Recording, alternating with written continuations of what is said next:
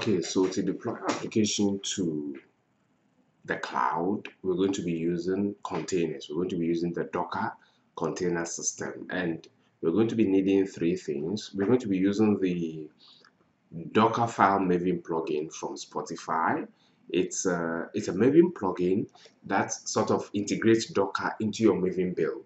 So you can simply say Maven package, and then you get a Docker image built from your project.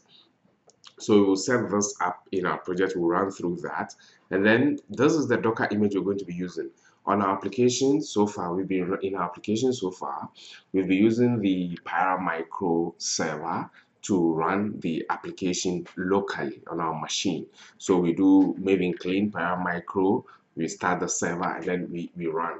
Now we're going to be shipping off a copy of our application to Microsoft Cloud Platform, and we're going to be the server we're going to be using is still Paramicro Docker image. So those are the Paramicro Docker image homepage on the Docker Hub, as you can see here, Docker Hub. So we're going to be using this particular image Paramicro in our application. We're going to be having a Docker file that imports from or uses this image to package our application, and then we also need to have an account on Microsoft Azure or with Microsoft Azure. It's a very powerful cloud platform, the best in my view so far, and I'm not paid to do affiliate or any marketing for them. I just enjoy using them because simple, extensive documentation and very intuitive platform to use.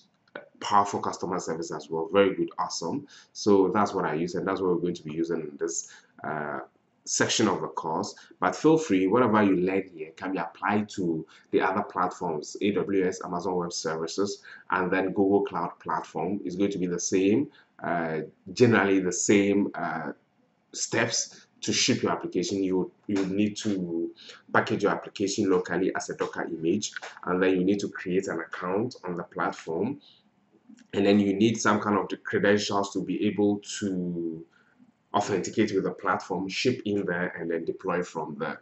So it's the same thing we are going to be using here. We're going to be creating an account. I already have an account, so we're going to be using that to get the credentials from Microsoft Azure.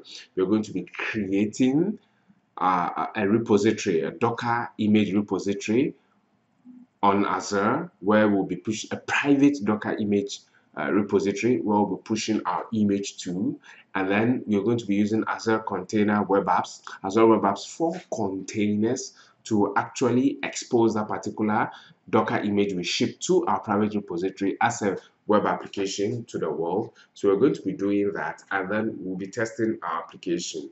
So there's a lot we're going to learn. Let's come into our code and see the changes we've made in the project object model to start off with.